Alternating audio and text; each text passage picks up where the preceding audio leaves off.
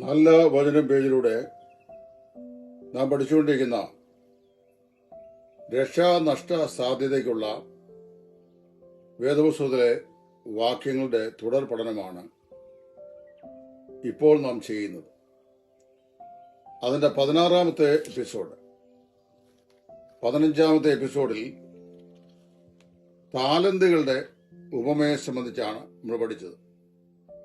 16-ാം എപ്പിസോഡിൽ മത്തായിയുടെ സുവിശേഷം 25-ന്റെ 31 മുതൽ 36 വരെയുള്ള വാക്യങ്ങളിൽ പറയപ്പെടുന്ന ചെമ്മരിയാടുകളും കോലാടുകളും എന്നുള്ള വിഷയമാണ് ഇപ്പോൾ നമ്മൾ പഠിക്കാൻ പോകുന്നത്.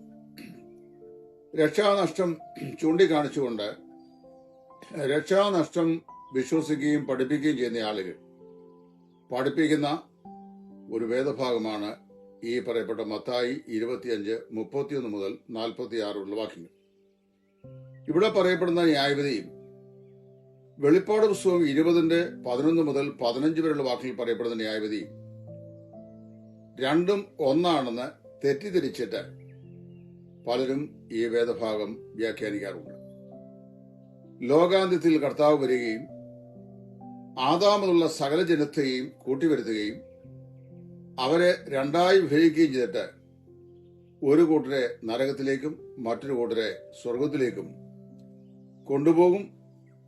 അങ്ങനെ എടുക്കുമ്പോൾ ഉപദേശിമാർക്കും സഭാ നേതാക്കന്മാർക്കും കാശോ മറ്റ് ആഹാരമോ മറ്റ് ജീവിത സൗകര്യങ്ങളോ ഒക്കെ കൊടുത്തിട്ടുള്ള ആളുകൾക്ക് സ്വർഗീയമായ പ്രവേശനം ലഭിക്കും എന്ന ഉള്ള ചിന്തയാണ് ഈ പഠിപ്പിക്കലിന്റെ പിറകിലുള്ളത്.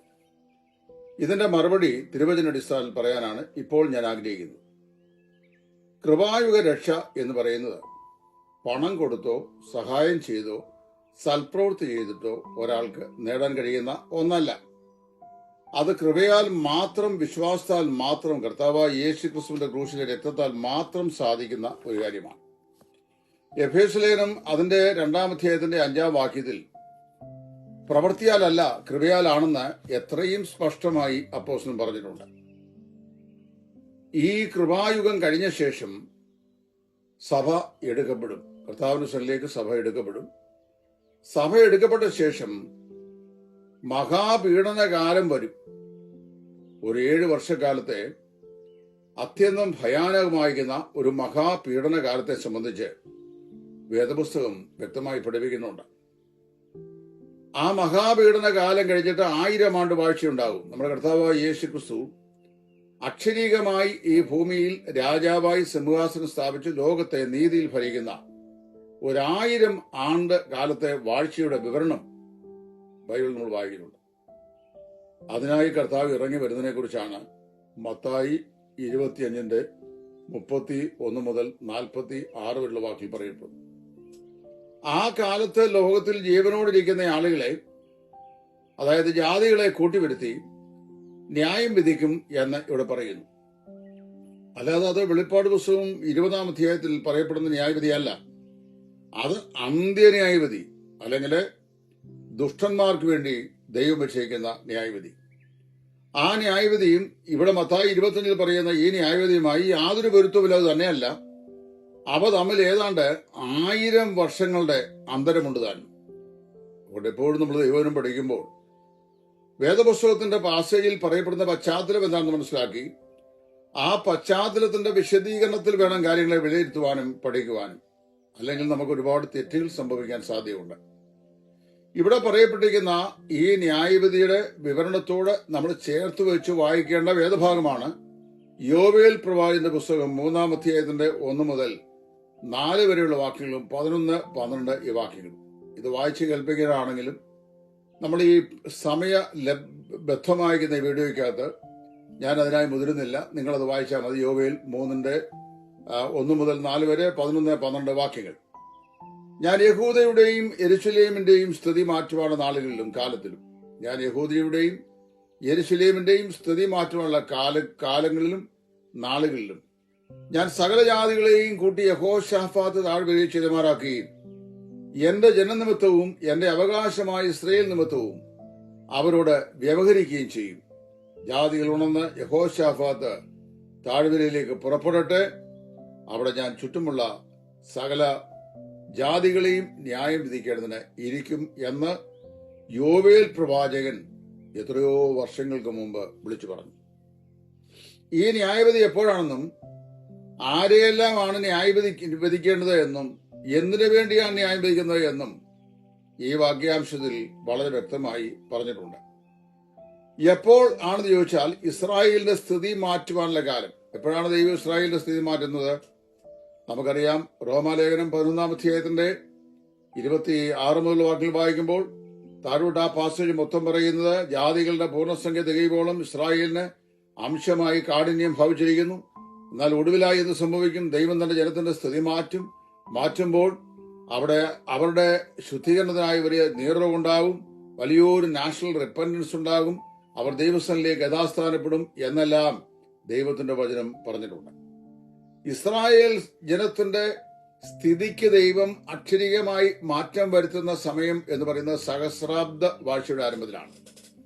കർത്താവായ യേശുവിന്റെ രണ്ടാം പ്രത്യക്ഷതയുടെ 2-ാം പതനത്തിൽ ആ സിയോൻ മലയിൽ നമ്മുടെ കർത്താവായ യേശു ക്രിസ്തു തന്റെ സഭയുമായി പ്രത്യക്ഷരായി 1000 ദൂതന്മാരുമായി പ്രത്യക്ഷരായി എതിർ ക്രിസ്തുവിനെ തോൽപ്പിച്ചിട്ട് നാം വായിക്കുന്നത് അവിടെ കർത്താവായ യേശു ഈ ജാതികളുടെ ന്യായവിധി യഹോശാഫാത്ത് താഴ്വരയിൽ വെച്ച് നടത്തിയ ശേഷം കർത്താവ് തന്റെ രാജ്യം സ്ഥാപിക്കും. അവിടെ മുതലാണ് ഇസ്രായേലിന്റെ യഹൂദന്റെ സ്ഥിതിക്ക് മാറ്റം വരാൻ പോകുന്നത്. ആരെയാണ് ദൈവം ന്യായം വിധിക്കുന്നത്? അവിടെ മത്തായി 25:32 സകല ജാതികളെയും കൂട്ടിവരുത്തും. അവിടെ ഉപയോഗിക്കുന്ന ജാതികൾ എന്ന് പറയുന്ന പദം പുതിയ നിയമത്തിൽ 164 പ്രാവശ്യം ഉപയോഗിച്ചിട്ടുണ്ട്. ദൈവം ജാതികളെ ന്യായം വിധിക്കും എന്നുള്ളത് പുതിയ നിയമത്തിൽ 164 പ്രാവശ്യം ഉപയോഗിച്ചിട്ടുണ്ട്. എന്നാൽ ദൈവസഭയെ ഉദ്ദേശിച്ച് അത് പറയുന്നതുമില്ല. ദൈവസഭയെ ഉദ്ദേശിച്ച ജാതികൾ എന്നല്ല പറയുന്നത്. അവിടെ 1 കൊരിന്ത്യർ 10:32 പ്രകാരം യഹൂദൻ, യവനൻ, ദൈവസഭ, യഹൂദനും ജാതിയും ഒന്നുചേർന്ന് ഉണ്ടായ 3-ാമത്തെ ഘടകം ദൈവത്തിന്റെ സഭ. അല്ലാതെ സഭയെ ജാതികൾ എന്ന് എവിടെയും സംബോധന ചെയ്തിട്ടില്ല.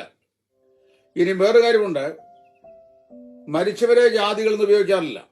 വെളിപ്പാട് പുസ്തകം 20 മുതൽ മരിച്ചവർ ആബാല വൃത്തം അവന്റെ മുമ്പാകെ നിന്ന് പറയുന്നു. അപ്പൊ മരിച്ചവരെ ജാതികൾ എന്നൊരു സംഭവമില്ല, അവർ മരിച്ചുപോയ ആളുകളാണ്. മരിച്ചവരെ ജാതി എന്ന് പറയാത്തതുകൊണ്ടും മരണത്തോടുകൂടെ ജാതി വ്യത്യാസം അവസാനിക്കുകയാണ്. കാരണം മരണത്തിന് എല്ലാവരും തുല്യരാ. മരണത്തിന് ജാതിയോ വംശമോ വല്ലതും ഉണ്ടോ, വർഗമോ വല്ലതും ഉണ്ടോ? മരണത്തിൽ എല്ലാവരും ഒരുപോലെ ആണ്, തുല്യരാണ്. ഇവിടെ ജാതികൾ എന്ന് പറയുന്നതിനാൽ മരിച്ചവരുടെ ന്യായവിധി അല്ലെന്നും വളരെ വ്യക്തമായി മനസ്സിലാക്കുക. മരിച്ചയാളുടെ ന്യായവിധി അല്ലെന്നും അന്ന് ജീവനോട് ഭൂമിയിൽ ശേഷിക്കുന്ന ജാതികളായ ആളുകളെയാണ് വിധിക്കുന്നതെന്നും ഏത് വേദ വിദ്യാർത്ഥിക്കും മനസ്സിലാക്കാൻ സാധിക്കും. ആ കാര്യങ്ങളാണ് മത്തായി 25:31 വാക്യങ്ങളിൽ പറയുന്നത്. സംശയരഹിതമായി ആ കാര്യങ്ങൾ നമുക്കറിയാം. അതിനോട് യോവേൽ പ്രവാചകന്റെ പുസ്തകം 3-ാം അധ്യായത്തിന്റെ 12 കൂടെ ചേർത്ത് വായിച്ചാൽ പലസ്തീന് ചുറ്റുമുള്ള ജാതികൾ എന്ന് നമുക്ക് സംശയമില്ലാതെ മനസ്സിലാക്കാൻ സാധിക്കും. പലസ്തീൻ ഭൂപ്രദേശത്തിന് അല്ലെങ്കിൽ യെരൂശലേമിന് ചുറ്റുപാടുമായി പാർക്കുന്ന ജാതികളായ ആളുകൾ. എവിടെയാണ് ന്യായവിധിയുടെ സ്ഥലം? അതവിടെ രേഖപ്പെടുത്തിയിട്ടുണ്ട്. യഹോശാഫാത്ത് താഴ്വര എന്ന് പറയുന്നു. പലസ്തീൻ നാട്ടിൽ ചാവുകടലിന് തെക്കുള്ള ഒരു ഭാഗമാണ് യഹോശാഫാത്ത് താഴ്വര.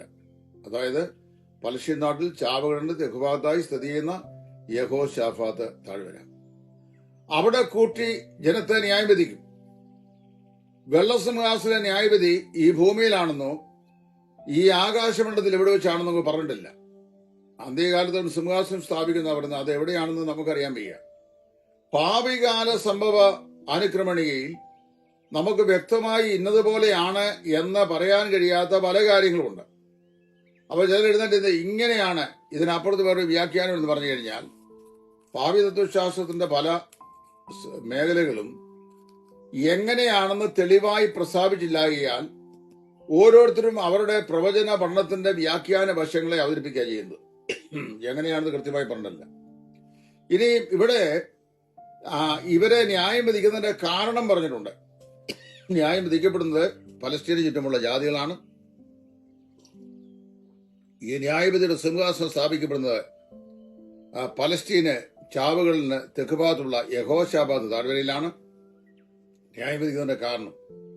ഇസ്രായേലിനോട് മഹാപീഡന കാലത്ത് ചുറ്റുമുള്ള ജാതികൾ ഇടപെട്ടെന്നനുസരിച്ച് അവരെ ന്യായം വിധിക്കുന്നു. മഹാപീഡന കാലത്ത് അന്തിക്രിസ്തു എതിർ ക്രിസ്തു അതികഠിനമായ നിലയിൽ ഇസ്രായേലിനെ പീഡിപ്പിക്കും. യെശയ്യാവ് 21:14-15 വാക്യങ്ങൾ വായിക്കുന്ന പോലെ ഈ മഹാപീഡനത്തിന്റെ രൂക്ഷമായ പീഡന മുറയിൽ അകപ്പെട്ടിട്ട് നമ്മൾ വായിക്കുന്നവര് അലഞ്ഞ് തിരിഞ്ഞു നടക്കും. വളരെ അധികം പരിഭ്രാന്തരായി കഷ്ടപ്പെടും. ഒരുപാട് യഹൂദന്മാരായ ആളുകൾ എതിർ ക്രിസ്തുവിന്റെ ആശയങ്ങളോട് യോജിപ്പ് ആയിട്ട് ഈ പീഡനത്തിൽ നിന്ന് വിമുക്തരായി തീരും. എന്നാൽ ധാരാളം ആളുകൾ ആ സമയത്ത് കർത്താവായ യേശുവിനെ അംഗീകരിക്കും.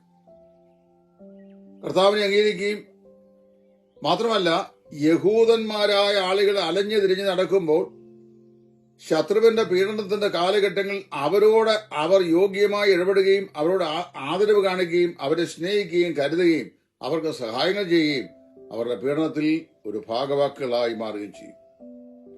അങ്ങനെ അവർക്ക് ചെയ്ത ഈ ഉപകാരങ്ങൾ കർത്താവിന് ചെയ്തതായിട്ട് ദൈവം കണക്കാക്കും.